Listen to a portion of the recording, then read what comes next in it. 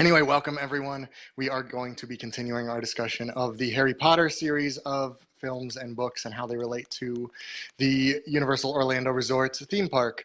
This one will be interesting towards the end. We are going to be talking about Angela's first ever visit to Universal Orlando, which happened last week. So that's why Yes. we're doing this one on a Monday instead of our normal Thursdays. So Yes, we I are just going to got back. do more, to talk more about that at the end, although I'm sure it will come up as we go through Oh, the I'm movie. sure it will, especially since there were a few scenes in the movie that took place at Hogsmeade. So, yeah, I'm just going to pull up the Facebook Live. And what are you drinking from today? What cup? Ravenclaw today. Ravenclaw. Because we meet one new Ravenclaw, one that we've met before, but that Harry gets a lot closer to and then further away from.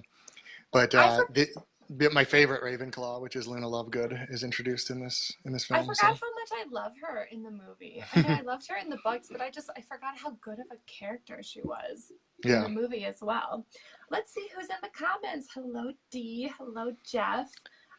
Yes, Dee said that we hear everyone now. Oh, my mom's watching. Hi, Mom.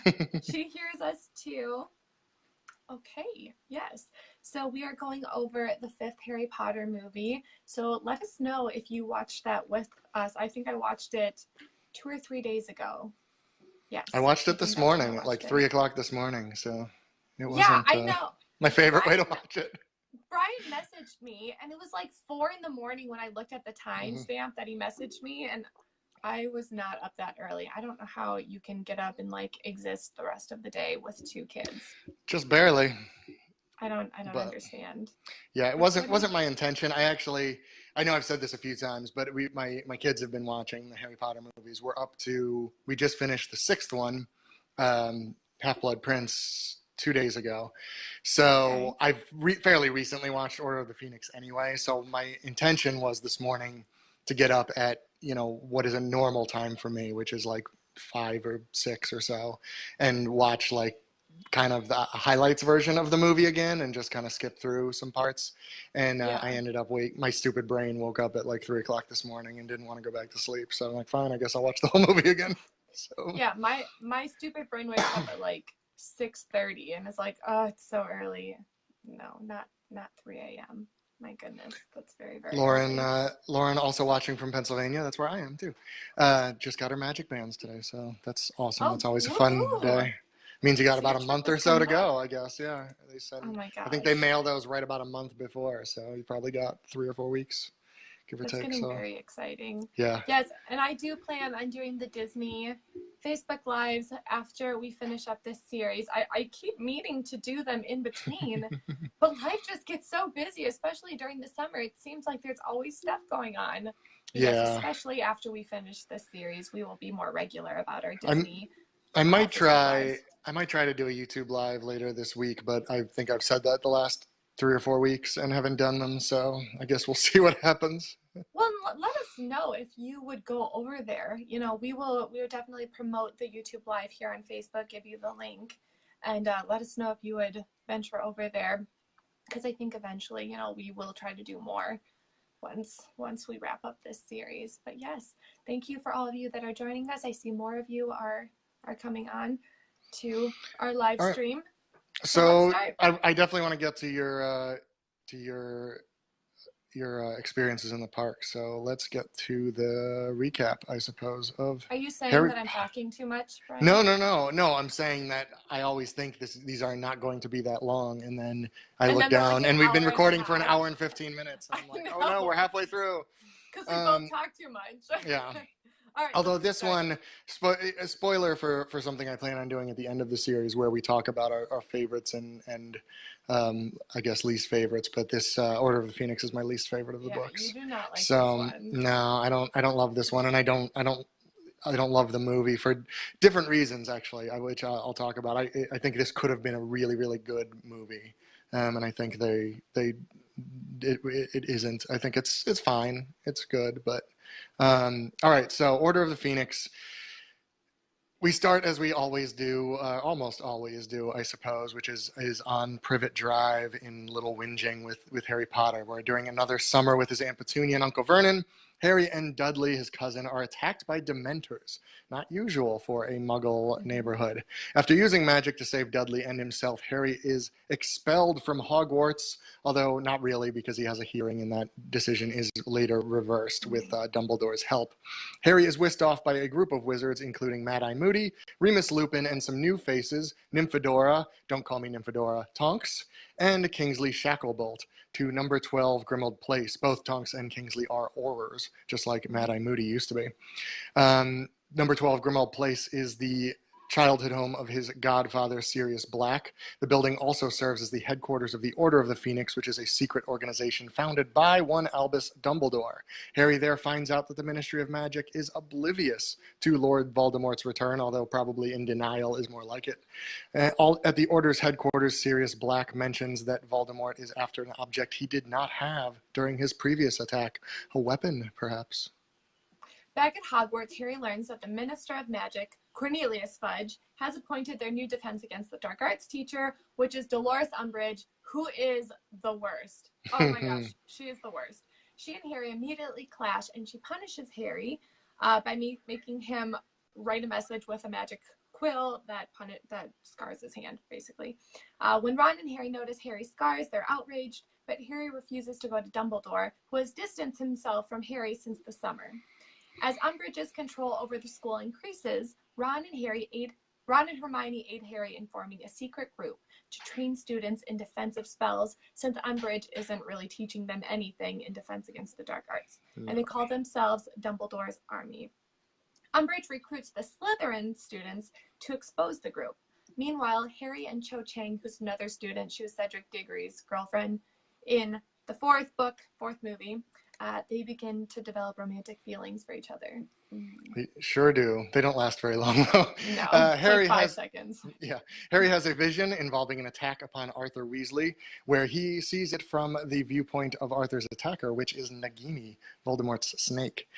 Concerned that Voldemort will exploit this connection to Harry, Dumbledore instructs Severus Snape to give Harry occlumency lessons. Another one of those words that I have read a million times, and I think that might be the first time I've ever tried to pronounce it. You got through it.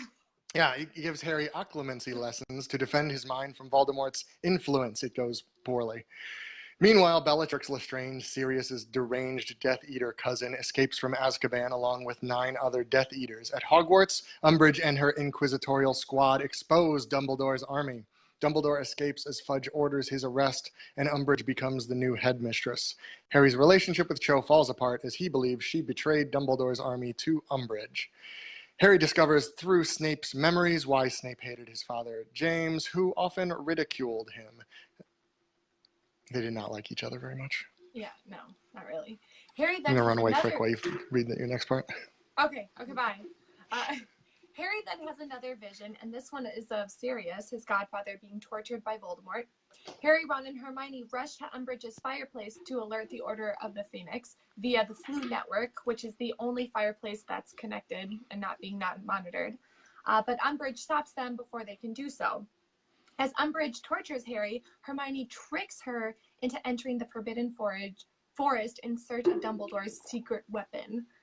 She and Harry lead her to the hiding place of Hagrid's giant half-brother, Grop, who's really cute in the movie, only to be confronted by centaurs who kidnap Umbridge after she attacks and insults them. She totally had it coming. She deserved that, too. She's very mean to them. Harry, Hermione, Ron, Luna, Neville, and Ginny fly to the Ministry of Magic in an attempt to save Sirius. The 6 of them enter the Department of Mysteries, where they find a prophecy, the object Voldemort was after all along. This was the weapon? They are ambushed by Death Eaters, including Lucius Malfoy and Bellatrix Lestrange, because the vision was just a trick by Voldemort. Sirius, Remus Lupin, Tonks, Kingsley, and Mad-Eye arrive, and they all fight Death Eaters. Lucius drops the prophecy, destroying it, but Bellatrix then kills Sirius Black. Voldemort appears, but so does Dumbledore, and they duel in a very cool scene. Voldemort possesses Harry to try to get Dumbledore to sacrifice Harry, but the love that he feels for his friends and his despair, I suppose, over losing Sirius makes it impossible for Voldemort to remain in his body.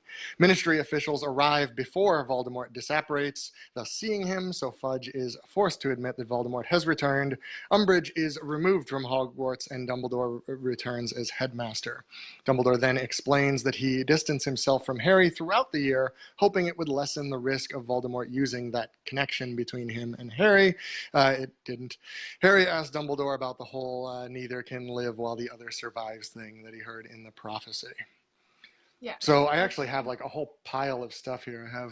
I grabbed the DVD cover just for fun because you do get to see, you know, some of the characters on them, and it's fun going through them like this and seeing how much older they get. I call this movie there's the first Umbridge decent, on the back there. It's like the first decent haircut that Harry has had in all the movies. It is. It's not quite as shaggy as it's it like was. well I also, shaped. Yeah, he looks very. this is the first of the series that I actually had the physical book from. Yep, because I started reading the series when the first 4 were already out, so I just borrowed them either from my mother has them all or the library. So this is the first one that I did the ordering through Amazon, so I got it on release day and that kind of stuff. But look at the size of this thing. It's the biggest novel of them, and it shouldn't be. It is a ridiculous book to try to read. Is it? No, I think at that point the 4th. Oh, is it as big as the 4th one? I'm not sure. I think the 4th one was bigger. It wasn't? Okay. Just barely. I thought the 5th one was the biggest, but they're close. They're both very large books. And then I actually just remembered that I had this today, and unfortunately I didn't remember early enough to even look through it as much. But I have this monster Harry Potter page to screen book that goes through, and it's something I'll have to look through. It has all sorts of concept art. There is one of Dumbledore and Harry. It has a lot of what the sets look like. It has, interviews with the cast and the directors and everything as to why they made certain choices that they did, and all sorts of things like that. That could actually be very interesting. Here's the page on Umbridge's style with all her cat plates on it and everything. Oh my gosh, you're such a nerd. So I had forgotten I got this. There's our girl Luna. I had forgotten that I had gotten this book years ago, and I realized it the other day, and then I forgot. Luckily I had set a reminder on my phone for myself to look for it this morning, in which I did. But like I said, it's a lot of text. I mean, just the part about Order of the Phoenix is like 20 dense pages that I didn't have time to read through. But that looks really cool. Yeah, it's very neat. Next time when we do Half-Blood Prince, I will actually read through the section and see if there are any cool tidbits about some of this other stuff. But please do. That looks really neat. But they have they even have a lot of the locations in here, including pictures of the classrooms and what Hogsmeade looks like. Here is Dumbledore's office. What Dumbledore's office looks like. And then over on this page, I don't know if I'm centered. This book is gigantic. Yeah, they're the concept drawing of it that they have up there. So that makes it more exciting for when you do go to the parks, because you walk past his office and it looks very much like that, which we will get to in a little bit. No, Brian, that's a really awesome book. That'd be cool to flip through. Not that I'll ever get to see your version because we live 1,000 miles away. I also realized very recently, unfortunately, that I wrote an entire ebook for TouringPlans about the 2 Wizarding Worlds at Universal that I have totally forgotten about. So I should probably look through that. So it's on our ebook. So hold on, I will find it as we go through here. And you wrote a book. I don't know, actually. It was a while ago. I forget. Brian's like name dropping himself. Oh yeah, I just like. It's not one of the ones that did all that well, honestly. So. But you wrote a book. I have not written a book. I brag about that. Anyway, okay. It's not a real book. Brian looks for that. I'm gonna go through some of our comments because I want to see what you guys have to say. All right, so let's see what's going on here. Lauren, yeah, so her trip is July 30th. Oh gosh, that's really coming up. And Dee is going in 147 days. She also said that Order of the Phoenix is her least favorite movie because Umbridge abuses the students. No, she really is the worst. And when I was watching the movie, she just takes such great joy in watching their pain. Oh my gosh, I was getting so infuriated and just watching. Oh, I remember reading the book as a child and getting angry too. Oh, and Brian linked his ebook below, so definitely check that out. It's really cool that you wrote a book and you forgot. And I know I went, and the funny thing is, for the book, I went through the movies and just picked out like where you can see the parts that appear at the Wizarding World, and that would have actually been very useful for this series of videos that I literally remembered it like 2 days ago that I had even done it. So here, I don't talk about the fact that my name is like mentioned briefly in an unofficial guidebook because I talk about strollers. I don't talk about that because it's like one sentence. You wrote an actual book. Well, the unofficial guidebooks, that's all mine is mentioned too. So yeah, no, but you're cool.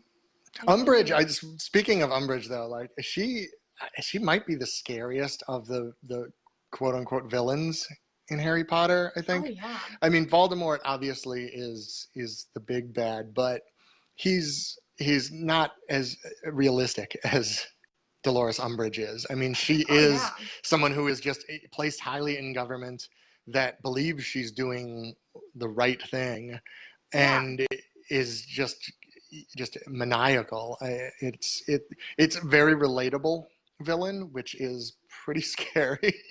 Well, and she has power within like the good guys, which makes it worse. Yeah, because she's so bad. And Brian, you were right. And spoiler alert, she's. Goblet of Fire. No, go ahead. I don't want to interrupt you telling me that I was right. Hold on. Yeah, Goblet of Fire looks bigger, but it's less pages than Book of Fire. Okay. Oh, darn it! I didn't think you were right. But and minor spoiler alert: Umbridge doesn't go away necessarily after this. Like she's still in the series. It's pretty scary, actually. No, like her cats, she has 9 lives. Like I thought she was done after the Centaurs because she was horrible to them, and then they kind of run off with her, which I was like, yes, like ding dong, the witch is dead, and then she comes back. You see more of her. But yes, I mean we could talk about her all day. She's just horrible. So what do you think? What do you think about this? How do you like this movie? You don't like it. I kind of enjoyed it, like hormonal Harry. The movie I don't mind so much. I like it better than the book. The book is a lot of whiny Harry. I feel like it's a bit of repetition as far as like his oculum. Oh no, you're right. Well, the L feels like it's in the wrong spot. You're like, where does it fit in? It comes after the C's, so it's occlumency. Yeah. As far as his occlumency lessons get a little redundant, and like him in his detention, it does get a little redundant, and like things with Umbridge just get worse and worse and worse, and you get more and more frustrated, which is exactly what the book should do. That and the Umbridge stuff doesn't bother me too much. I mean, obviously I hate her, but I'm supposed to. Like that's how it works. But like hormonal Harry for sure does get like Harry constantly yelling at and I understand the point. Like the idea is that he's supposed to be, his link with Voldemort is supposed to be deepening, so he's kind of getting some of these emotions of this rage from Voldemort himself, but just constantly yelling at Ron and Hermione, and it gets real old, and Dumbledore really annoys me in this one. I mean, what will come to be a bigger plot point, but it has been already, is that Dumbledore never tells everybody everything. Like that's just how he operates. But in this one, it's so like blatant. Like he won't look at Harry. He won't talk to him. Like you feel the frustration too. Like I just don't understand why somebody, have Remus or somebody just say like, hey, what are you doing? Dumbledore, like listen, I can't exactly explain why. Like Dumbledore is doing this for a reason, because like even when they start the occlumency, like Snape kind of in the movie, Snape explains way more about why they're doing it than in the book. In the book, they're kind of just like, you need to block your mind in case Voldemort, decides to do anything. It just seems like, and the movie I think does fix some of that, because they do have Snape explain why they're doing it. In fact, he even says that in the movie something, I didn't write the quote down, but something like, we're afraid that Voldemort is going to put a false vision into your mind, which is exactly what he does, which means that Harry should have seen it coming, probably. Well, and in the book, Hermione's even like, Harry, like, you need to put more energy into these lessons and trying to close off your mind. She warns him, and he's like, well, I don't want to do it because of Snape. But they never really tell him why. And that was also a terrible idea to have Snape do it. But I guess Snape and Dumbledore were the only choices, is kind of the way they make it sound. And Dumbledore didn't want to open his mind anymore. But yeah, they never, in the book especially, they never really explain why they're doing any of this. They just say he has to do it. And heck, now I don't know that I'd like being told I have to do something without any explanation, let alone when I was 15. And with someone you don't like at all. Yeah. And everybody knows that you don't like each other. And he has such a terrible grudge against your father that he can't even look at you properly, which I always find very funny. Like, I have met children of people that, like, I didn't like in high school, and my first instinct isn't to be like, screw you, kid, your father's a jerk, I know. It's probably not their fault, sense. But, I know. Still. To, like, an 11-year-old, too. Well, and now Holly said her least favorite movie and one of her favorite books. She likes the detail in the long books, and I will say that when I was first reading them, I did, too, because you want to suck in as much knowledge as possible. Rereading, it's a different story because you already have that knowledge in your brain.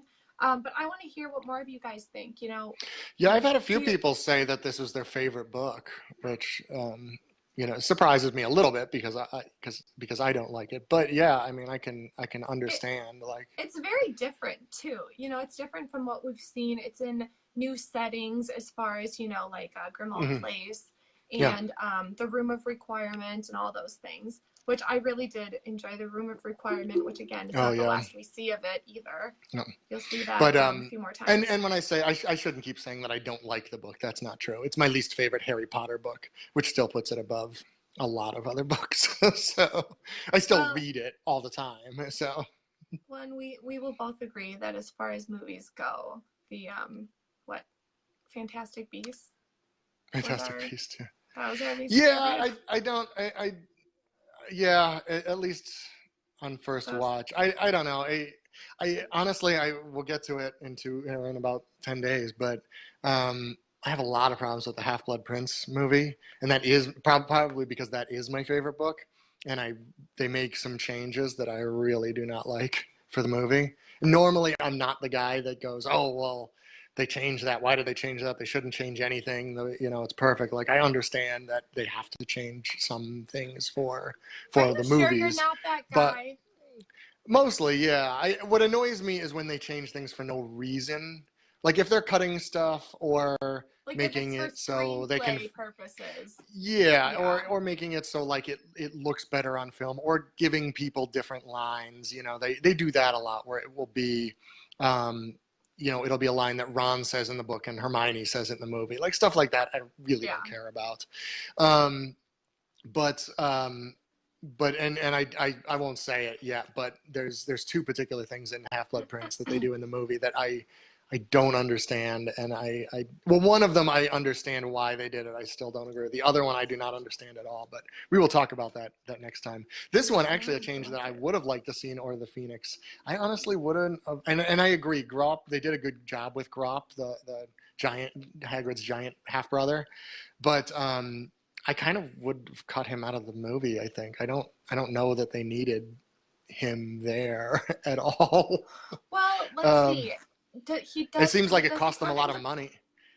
He fights some giants later. I think. I don't. In the book, he does. I don't remember in the movie, honestly. I don't remember either. We're getting ahead of the game, though. But it seems like they could have, and that's why I say that I think this could have been a really good movie, because there is a lot of extra detail in the book. And there's an entire chapter about Hagrid going to visit the giants and his whole story. He goes with Madame Maxine, the Beauxbatons headmistress. And you know that you don't need that in the movie, and they didn't put it in the movie. He just comes back with a bunch of cuts, and you're like, yeah. Why? So you know, and I think they could have done some other cuts too, some other smaller things that would have tightened the movie up a little bit. I did feel bad for Hagrid that he didn't get to be the one that explained what the Thestrals were. The Thestrals are the winged reptilian-looking horses that are visible only to those who have seen death. So Harry can see them now after seeing Cedric die in the last one that he couldn't before, which is why he freaks out when he sees them. And Ron and Hermione are like, "What are you talking about?" Which is where we meet Luna, actually. Can you imagine meeting or like riding a Thestral when you have never? Oh, when you can't see it? Oh, that would be terrifying. And you're freaking out because if you are joining us and you haven't watched the movie or read the books, well, first of all, I'm sorry if you don't know. Yeah, this is going to be real confusing. Really confusing. But yeah, the Thestrals, like, they ride them to the Ministry of Magic, and Harry and Luna can see them because they've seen death. Luna watched her mom die, Harry, Cedric, but everyone else hasn't, and so they are riding nothing all the way in thin air. They can probably feel the Thestral. I'd be freaking out though. Yeah. But in the book, Hagrid, as a Care of Magical Creatures lesson, Harry teaches them about Thestrals, and it's one of the few times that his Care of Magical Creatures lessons is like good. And he's like a real teacher. Yeah, and so I kind of felt bad that he didn't get to do it in the movie. He didn't get to have this like competent moment in the movie. But Luna actually, that scene with Luna is really, really good, and that's not in the book at all. And that's another scene where I like that Luna says to Harry, like, "Hey, this could be, you know, you being all annoying. You know, Harry, maybe Voldemort wants to push you away from your friends and wants to unite you." And that's when he kind of in the movie stops being a little jerk. And that never happens in the book. Yeah. That never happens in the book, really. Like, he just kind of, like, he doesn't isolate them as much in the book as he does in the movie, but he also never really says, like, "Hey, oops, you know, I can see what's going on here." Yeah. So I liked that scene with Luna. Let's go to Danya. She said it's not her favorite book, and she said that, I think she said that she's missed us. We've missed you too, Danya. I'm glad that you're here today. She said it's not her favorite book, but she can't wait for her daughter to meet Umbridge because she's the most interesting character. It is true, because she's, you know, she comes off as so sweet, and she loves cats and wears pinks and bows and everything, and she's just this awful character. She's like, one of those. She's like an oxymoron of herself. Well, I'm sure we all know people that are like this, where their outward appearance and they portray themselves as this really kind, sweet person, but that's not who they actually are. And she is just a very, very characterized version of that. It's like me doing jujitsu. It's similar actually to what's his name from Chamber of Secrets, why am I blanking? Lockhart. Yeah. Gilderoy Lockhart. It's actually kind of similar to that, like in a more memories. Yeah, in a more evil version. I mean, Lockhart, you know, portrays himself as something like he is not. Shallow version. Yeah, where she just, you know, is like, "Oh, look, I, you know, drink my tea with lots of sugar. I love to wear pink. I love cats." She's like next level evil. In the book, actually, they describe her much, much uglier than she is in the movie, and like I kind of like. Yeah, they keep saying she looks frog-like. Yeah, and in the movie, I like it actually better that she's a reasonably attractive middle-aged woman. Like it hides her true intentions a lot better, even than if you see someone who apparently looks hideous the way they describe her in the book. No, she played her part really, really well, though. I thought she was perfectly chosen as far as the actress who played her. Danya. Oh yeah, okay. I was just going to say that one too. Yeah. Where she says that, you know, why hasn't Harry always seen the Thestrals? Because he saw his mother die. Yeah, I mean, I'm sure. I don't know if I would imagine somebody's probably asked J.K. Rowling about this. I haven't seen it. My guess is it's going to be that, he wasn't looking at the time or something. He was a baby. He could have been distracted and looking elsewhere. Who knows? But yeah, it seems like he probably should have. Yeah, no, I agree. Okay, so what do you want to talk about next, Brian? You're kind of leading. All right. Well, there's a couple things from this movie that you can see at Universal Orlando. One is Grimmauld Place in Diagon Alley, actually outside of Diagon Alley in the London waterfront. The row of houses there, one of them is much dirtier than the others. That is 12 Grimmauld Place. And if you watch one of the windows, I think it's the second floor window, you will occasionally, every minute or so, you will see the curtains part, and Creature, the bat-eared house elf, will be looking out the window at you. And it is one of those cool smaller things. It's not, an attraction per se, but something that you wouldn't always notice if you weren't looking for it. Yeah, like an Easter egg of sorts. Mm-hmm. And of course Hogsmeade, which Angela mentioned. We get an interesting aerial view of, like, I assume a model for the movie that looks like it's in the Alps. It's all these like huge snow-covered mountains behind it, which I don't think they have in Scotland. But I don't know. I've never been to Scotland. Maybe. I've not either. But let us know but if you can have. Are those there? Yeah. Well, we occasionally will have viewers from Scotland. So yeah, maybe. But Scotland, let us know. Oh, Justine says that maybe he didn't understand that he had seen death yet because he was only one the first time, so that would make sense. Yeah.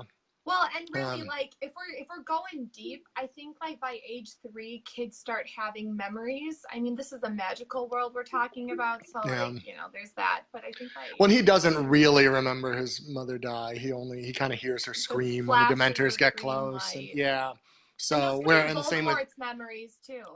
Yeah, and the same with Luna, where I think she said she was 9 when her mother died, something like that, 9, 10 in that range. So obviously, she was old enough to understand what was happening there too. So, let's go back to the parks and what we see from the movie and relate it back to the parks.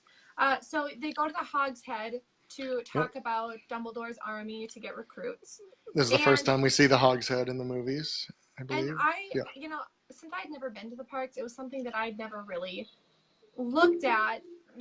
I've looked at Hogsmeade, Diagon Alley, obviously, because you see a lot of Diagon Alley.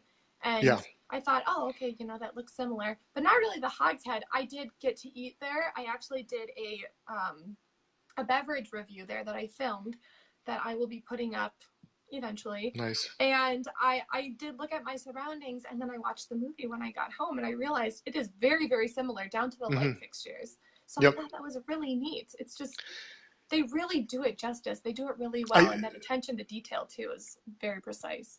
I think this is around the time of the movies too, where they were considering the theme park design when they were doing the set design on the movies, or vice versa, at least, because they do, like, now and in Half-Blood Prince, there are a few things that look very, very similar. Yeah, the movie was 2007. Hogsmeade, I believe, opened in 2010, I think, something like that.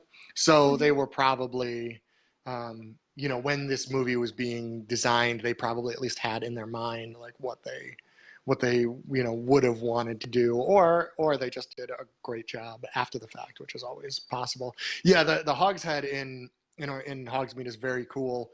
I like it a lot, except that it because it just opens on one side to the Three Broomsticks quick service. It doesn't feel as much like a little like hole in the wall pub. It's pretty bare too. Yeah, there's like 2 tables and stairs that they won't let you go up because I've tried. But yeah, the actual bar itself and everything is awesome. It looks so good, and they even the beer taps, they weather, so they're all like dingy and black looking and everything. Like, it's so good.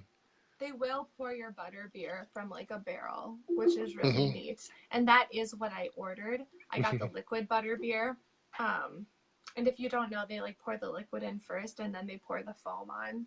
Yeah. It's very cool, and I will talk more about that in my review that will come up. Spoiler, don't want to give it away. But I think and I think that's about it that we see in the Wizarding world. Although there's a couple things that the Ministry of Magic is the first time we get to see the Ministry of Magic building is in this film. And it looks awesome. It's so shiny, and it looks very much like I would picture a magical government building, honestly, where it's all like shiny and marble and overdone. And now, if you guys have seen Fantastic Beasts, you tell us, and Brian, I want to hear your opinion. Do you like the American Ministry of Magic building better or the UK? I think I like the UK one better. It's shinier. But it's just shiny. But they're both very cool, and it's got the Fountain of Magical Brethren, and I kind of like the weird dictator like giant picture of Fudge that they have in the film.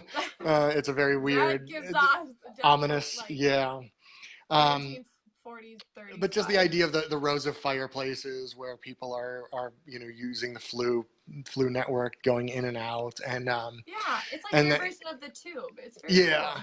And the phone booth. Oh, that's another thing. And and I don't know if it's currently still working. It's kind of gone in and out since they opened Diagon Alley. But there's the red phone booth in the London waterfront outside of Diagon Alley. At certain times, you could go in there and put in the 5-digit code. You spell the word magic, like they do in the books. I don't think they show it specifically in the movie. And it actually comes on and says, you have reached the Ministry of Magic and something. It was working for a while after Diagon Alley opened, and then it wasn't. And now I've heard differing reports, so I don't know if it still works or not. But at one point it did. So yeah, you just type in the 5 digits where you spell magic, and it may talk to you. I don't know. So I have to go back. Yes, yeah. I'm sure you'll make it. Yeah. But the reason I brought up the Ministry of Magic is because it has been rumored for quite a few years that might be one of the things they consider doing next is putting a Ministry of Magic attraction or something.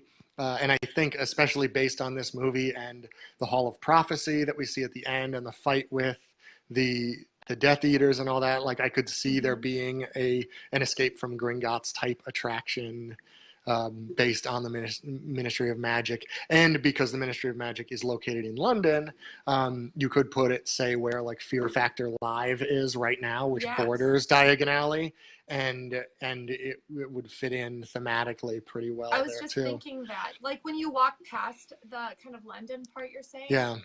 Yeah, like not towards King's Cross, but the other way there. Yep. Like that's where Fear Factor Live is, and that's probably on its way out fairly soon anyway, and they could easily build it there. Now, I don't know, with the more Fantastic Beasts movie, they may go that way and try to do a Fantastic Beasts related attraction instead, but I guess we'll find out.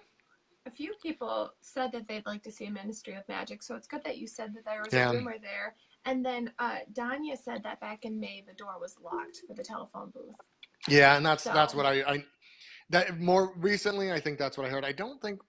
Well, I was there in January, so it wouldn't have been. I'll be there in August, so I will definitely try it out then and see. Because I don't think it's been working recently. Holly makes a really good point. She said her biggest complaint is that the Department of Ministry section wasn't as cool. I thought it was good, but it was very short. Yeah. It was like they flew on their thestrals and then they were there. Yeah. Like they were just there. They well, and in the book they go into the Department of Mysteries specifically. Well, you see a lot more of the Ministry of Magic in general in the book. You go to Arthur Weasley's office and taking the elevator and getting in.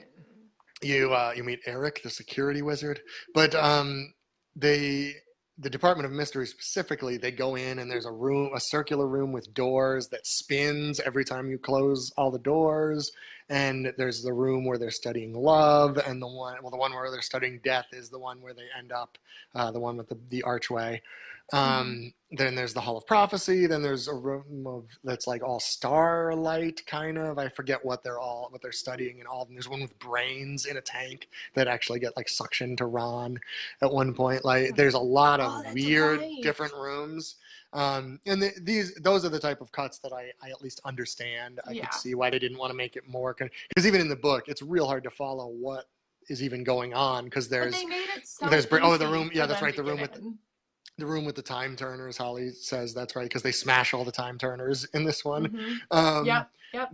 It is honestly hard to follow in the book what's going on, because there's like Ron smashes a tank with a brain in it and attaches to him. Somebody's head gets shrunk to the side to like a baby's head, one of the Death Eaters, and like it gets real weird real fast. So I can kind of understand, but I mean, they just walked into the Ministry of Magic in the middle of the night, and I mean, I know. The Death Eaters paved the way for them. I mean, they wanted them to get in easily, I guess. But still, it did seem kind of ridiculous. They were just like, oh, it's right here. And also the fact that the weapon that they were looking for wasn't even a weapon. It was a prophecy. That needed Harry to get. This is a plot problem for me in general. They kvetz about this weapon all movie long, about Voldemort getting their hands on it. We got to stop him. We have guards on duty. That's what Arthur was doing when he was attacked by the snake. There's other people they mention being on guard duty all the time, and it turns out it's this prophecy that I don't think would have changed anything. I mean, it's and Voldemort already knows half of it. He knows the half. In fact, actually, on the back of this giant book is printed the prophecy from this movie, which I thought was he could have just interesting. Looked at that. Yeah, right. But the part he knows is the one with the power to vanquish the Dark Lord approaches, and then it said, "Oh, this actually isn't the full one. This is the one they get from this movie," and it says that he will be born as the 7th month ends to parents that have defied the Dark Lord thrice, I believe, and the two boys that applies to are Harry Potter and Neville Longbottom. And for whatever reason, which I don't think we ever really find out, other than that Voldemort sees a lot of himself in Harry. He's a half-blood, and Harry. He goes after Harry and tries to kill him because he knows that part. But the rest of the prophecy that he doesn't know is the Lord shall mark him as his equal. He will know a power the Dark Lord knows not. And for neither the neither can live while the other survives. I forget. There's another line in there somewhere, but and I'm thinking, like, I just don't see how that would entice Voldemort to do anything except try to kill Harry, which he's already doing. Yeah. Like, because he would hear he knows a power the Dark Lord knows not, and he would go, I don't, bull. Like, I'm the most powerful wizard ever. Like, you don't know anything. Like, which is what he tells Harry constantly. So I don't know why him having the prophecy even makes a difference. Like, I guess it kind of like gives us like the information that there's a power, and then kind of sets it up for like the 7th book down the line. I guess that's the only thing I can really. Yeah, and if you've seen the 5th element, the 5th element is love. Same thing. The secret power is love. So, but I just don't see how, if Voldemort had gotten the prophecy, he would have just tried to kill Harry, which is what he's been doing the whole time anyway. I don't know why it even mattered whether he had it or not. Well, and Harley even said my grade school self took a long time to figure this whole section out when I read it the first time. Yeah. Between the whole like ministry part and then the whole prophecy, it got really confusing. And I agree, because I read it as well when I was in grade school, and it does get confusing. But that's the beauty of the books, is you can go back and read them a million times and you always learn something new. And I have. Yes. So. What year? Grade school. What year did this come out? Watching this movie actually made me want to reread the books. So eventually, when my kids are in school and I finally have time again. 2003. I had a real job at that point. I was 14. So I guess I was in grade school, wasn't I? Wait, I could drink legally and everything. I was And then, in 8th grade. yeah. Yeah. But okay. Danya. but my other okay, one last thing, and then I want to use the last 10 or 15 minutes to talk about your trip. But Okay. one and I didn't want to end this on all complaint. Well, I'll do one complaint and then one question. But what is the thing that the Death Eaters keep doing, where they're just turning to smoke and attacking everyone? That always bothered me with this movie, and they'll do it in Half-Blood Prince too. And then even when the Order of the Phoenix shows up, it's all white smoke, and I don't understand what that is supposed to be. I thought it was apparating for a while, when they disappear and reappear, except that we see apparition in this movie when the twins do it. When they do it too. Yeah, and this isn't really a spoiler, but they make a big point in the 7th book of pointing out that Voldemort learns how to fly. And that's like a big thing. He probably teaches them. But that hasn't happened yet. I mean, and the whole Order of the Phoenix knows how to do it, apparently, too, because they show up in all clouds of white smoke. Maybe they were I just don't... Before he went underground. I guess. I don't know. Because, in the 7th book, when in the first battle they meet Voldemort, they say, Voldemort can fly now. And they tell everybody in the Order, hey, Voldemort can fly. And then they find out later that someone else in the book can fly that I don't want to talk about yet. But you're right. And so they... But for years I had always thought that was just how they showed apparating in the movie. Oh, but they show the twins... Movie. But they show the twins apparating in this movie, and it's not like that. Pop. Yeah, which is how it's described in the books. Yeah. And in the 6th book, they actually like attack buildings while like smoke flying. So it just seems like this is one of those that I just don't understand the choice. And maybe I'll have to read through this giant page to screen book. Maybe it's in there somewhere. It's dramatic effect then. I think Holly right there is right, because it looks cool. I think that's exactly why they did it. But and they use a lot of spells in the movie that they don't ever say what they are. They'll do nonverbal spells, and it'll be just something that we've never seen before. So I get it. It just always confused me, because they never really explained like what it was or taught the kid. It would have probably been helpful if like Lupin at one point said like, okay, now that you guys can apparate, let me teach you this. This is real cool. It probably would have been helpful, but that's a small beef. So even in the movies, like the kids are doing nonverbal spells, which are supposed to be super hard. Unless they're whispering it, Well, usually when they do a nonverbal spell in the movie, it's because it's not a spell that was ever like canon from the books. So I think they just, and some of them honestly that are canon. I think at one point, I think it's Luna says Levicorpus at one of the Death Eaters, which is basically just makes you float, and he like flies backwards and stuff. Yeah, so they change stuff like that, that kind of stuff doesn't. And the smoke thing doesn't bother me a ton. I just kind of wish there was a line or something saying like oh, they've learned how to do something, that. So it would have been nice. But speaking of that moment after the Order comes in, this is where Sirius Black dies. Which I do like in the movie. Bellatrix actually uses the Avada Kedavra on him. In the book, she doesn't. She just hits him with a spell that they don't say. But she doesn't. I don't think she says it out loud. I thought she uses like Secta Sepra or some kind of S spell. I don't know, but I don't think it's the.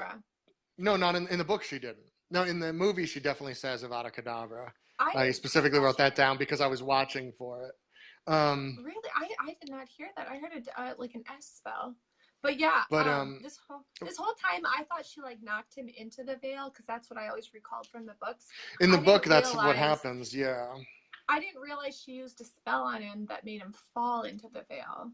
Like the spell killed him, then he fell into the veil.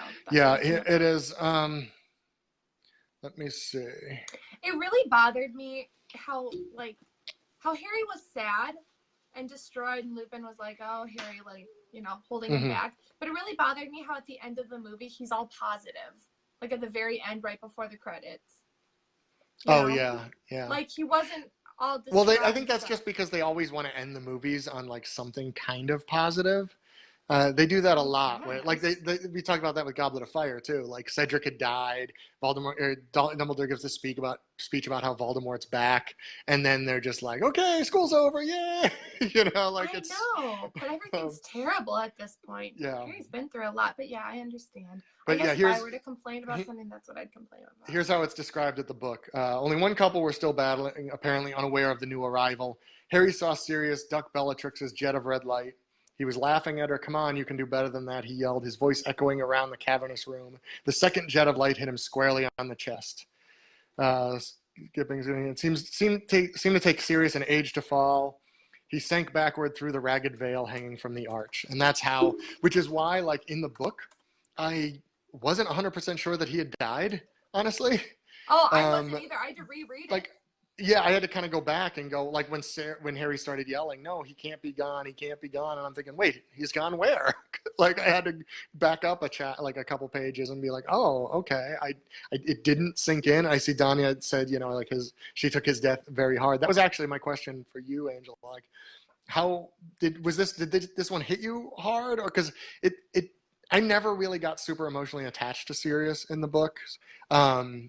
Cedric's death affected me more than this, and there will be a death in the next book that affected me quite a lot, which I will tell that story when we get there. But Sirius is never. I mean, I felt bad for Harry, the character, but like it didn't really bother me as much as I think it did. Obviously, Danya and a lot of other readers. How were you emotionally with Sirius dying? Well, first I Googled it, and in the film, you are right. It is the killing curse, although it's rumored to be stupefy in the book because of the red light. Yeah.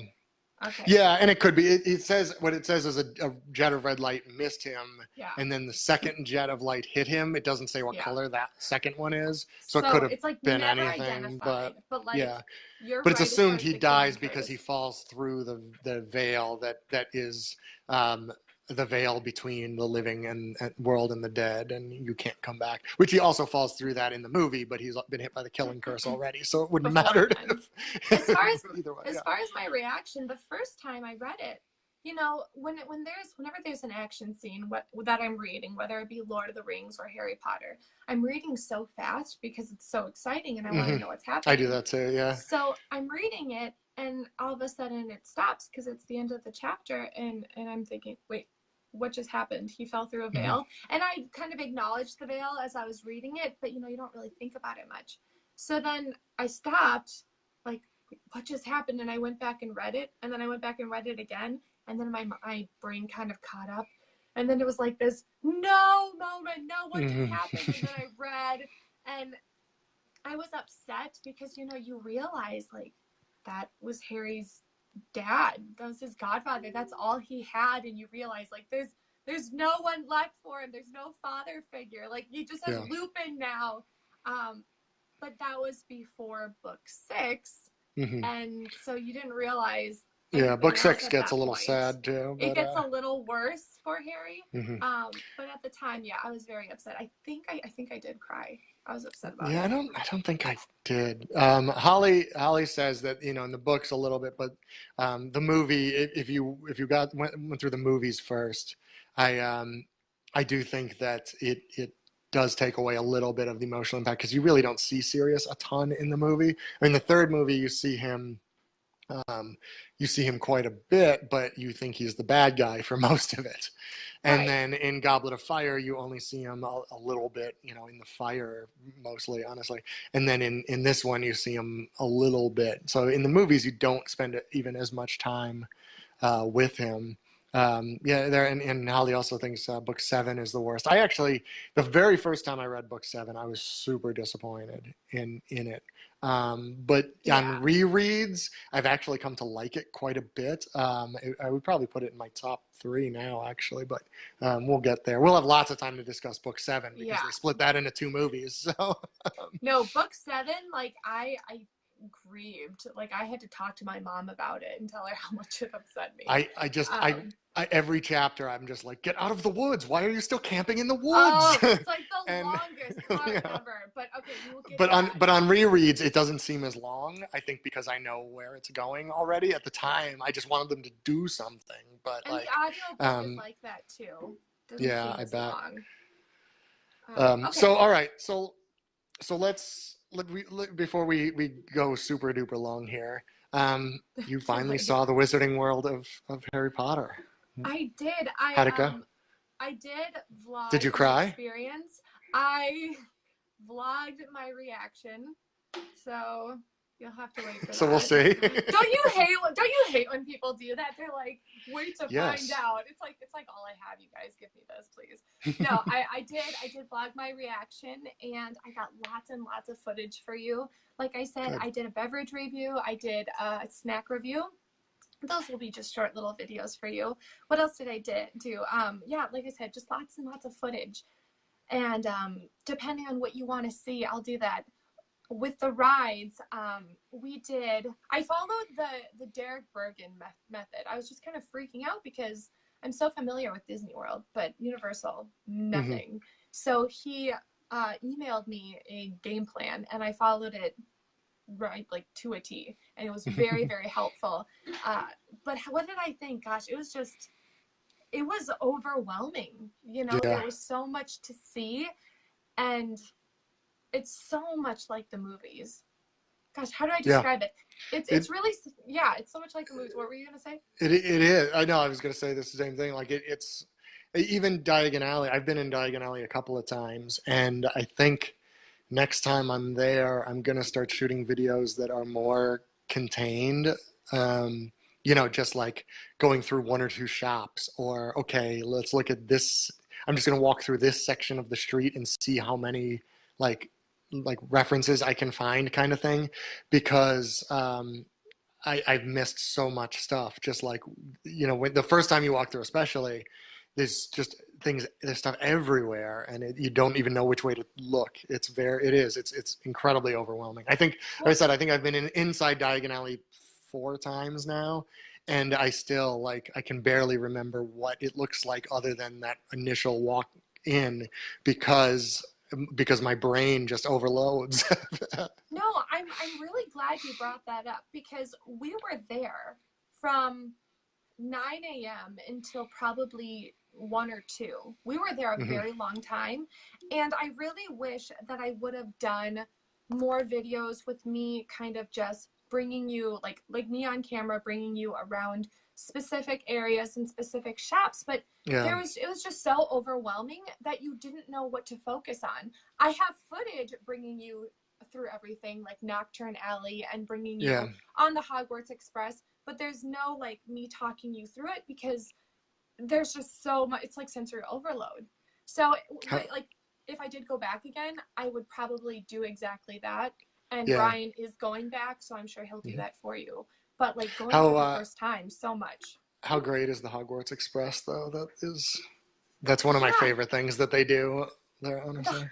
It's cool because you're looking out the window because that's what you think you should do, because you're like, oh, I'm gonna look at the scenery. But what you don't realize is that the cart lady, things are going on in the hallway, and you see I think Fred and George, or Ron, it's different. There's a couple different shadows. Ones, yeah. Yeah, you see there's shadows, and I think the Dementors too. Yeah, that's one of them. Yeah. You see spiders, candy spiders. Oh, and the chocolate frogs and stuff will pop up sometimes, and I did get some footage for you as well. Oh my gosh. But yeah, I definitely want to go again. I find it funny that you can't even talk about it, because you're again, your brain is overloading just trying to think of everything. It is, and like I said, I was there for 5 or 6 hours, and I felt like I didn't get enough footage for you guys, because it's just you're looking at so much and you want to get video of everything, and I filmed 3 videos with me on camera, but that's not including all of the footage I got for you, you know? So I definitely want to go back. I want to do similar to what Brian does and do more footage of us taking you through the lands. But Brian is going before I am. So please tell him what specific videos you want, whether it be like the owl post or him walking you through honeydukes or, you know, things like that. Because he's very good at those videos. He just put up a video about the UK Pavilion at Epcot, which people are really enjoying. They really love his Epcot videos, so check those out. Yeah, I think I'm definitely gonna do. I think I'm definitely gonna do Weasley's Wizard Wheezes, which will get introduced into the in the next movie. I will say for Half Blood Prince, for those of you that watch along with us on these, there is the Half-Blood Prince. Not only are there a few things in there that you can see at the Wizarding World, mostly Diagon Alley, they look exactly like they do at the Wizarding World. This was the point that I was like, okay, they did all the theme park design or the set design off the other one, whichever one it was, because this looks exactly 100%. Like it. Like Nocturne Alley looks way different than it does the first time we see it in Chamber of Secrets, and it looks just like the one in the theme park. So that can't be an accident, I feel like. And as a side note, the employees at the Wizarding World of Harry Potter are nicer than the rest of the park area. I don't know why that is, but it's what I noticed. Like, I think they're just super into it. I think, you know, they probably have a lot of people that apply for those positions that are Harry Potter fans, and they wanna do it as good as possible. Where the other employees, maybe they don't necessarily care about the Fast and the Furious. You never know, I suppose. No. I mean, that could be it. That was definitely something I very much noticed, is that the staff. How did you make out on the Forbidden Journey attraction? Did you get sick at all, or? Forbidden Journey, I got sick about halfway through. So I was good. I noticed if you guys haven't been on it or if you're going to go on it, focus on Harry flying on his broom, or focus on one of them flying on their broom. That definitely helps, and I would recommend that for Flight of Passage as well, like on one of the Avatar. That helps for a bit. But then about halfway through, when we're starting to get into the Chamber of Secrets and the whole basilisk skeleton, that's when I started to feel sick. And I didn't necessarily want to throw up or anything, but I will say it's good that we ate afterwards. Yeah. Because had we eaten, it would have been a problem. But that being said, I loved Escape to Gringotts. That was my very favorite. Yeah, and I kind of want to try it one of the times that I'm there in the fall. But I'm a little bit afraid that if I get too sick on it, it's going to just ruin the rest of the day for me. What I would suggest is buying the C-bands. You can get them at Walgreens. Yeah, and I have them. I have like Dramamine and stuff. And so but last time I rode it like early in the morning, and I couldn't ride anything until like lunchtime. So, so it might make for some really awkward videos of me just going, I don't know, something over here. My head hurts. Yeah. No, so, I don't know. Well, and I do get motion sickness too. You know, even in the car. So if I could do it, maybe you could. That's why I was asking, because I'm hoping that maybe I can get through it with at least like mild nausea instead. Yeah, like I get sick on elevators, so. Oh, yeah, no, I'm not that bad, so I guess we'll see. All right, well, we should probably end it now. It has been quite a while, so thank you all once again. If you want us to do more, sorry, I just stuttered really bad. No, go on. You want us to talk more about, you know, maybe my experience, or you want a trip report, we can do a podcast episode about that, so just let us know here or on Twitter, wherever. That's TouringPlans on Twitter. Yeah, I will let you end this, Brian, but thank you so much for joining us. Thank you all, and we will see you again, not this coming Thursday, but next Thursday for Harry Potter and the Half-Blood Prince. So get emotionally prepared for that one, I guess. Yeah, no kidding. Bye, guys. Thank you.